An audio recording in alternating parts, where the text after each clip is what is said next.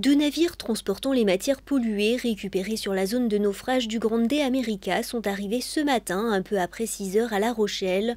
Le grand port a mis à disposition le poste 1 du bassin à flot et le terre-plein adjacent sur lequel l'entreprise de dépollution Séché Urgence Intervention, mandatée par l'armateur du Grande America, va procéder au déchargement, mais aussi à la prise en charge et au traitement des déchets. Durant leur escale rochelaise, les deux navires, le Sapeur et le Rhône, vont aussi subir de rapides opérations de nettoyage. Ils repartiront avec du matériel utile à la dépollution en mer, comme des boudins flottants ou encore des tapis absorbants.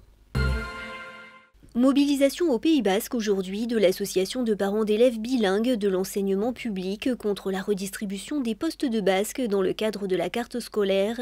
Ils dénoncent notamment des classes en sureffectif et multiniveau, mais aussi l'absence de mention de l'enseignement bilingue français langue régionale dans la nouvelle réforme des lycées.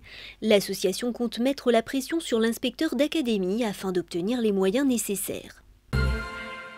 Un timbre à l'effigie de la grotte de Lascaux sera mis en vente le 29 avril prochain.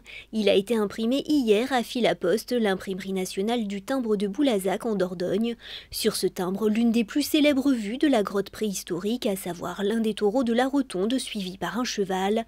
Le nouveau timbre collection a été tiré à 700 000 exemplaires. Le précédent timbre sur Lascaux datait de 1968. C'est un déjeuner un peu particulier qui s'est déroulé ce midi à l'école maternelle Édouard Lacour à Agen. Des enfants de différents centres de loisirs de la ville sont venus tester des recettes inédites de la société Elior qu'ils retrouveront peut-être plus tard dans leur cantine scolaire, à condition que le plat ait remporté 70% des suffrages. Une façon pour Elior de lutter contre le gaspillage alimentaire en proposant des plats appréciés par les enfants et quantifiés en fonction de leur appétit.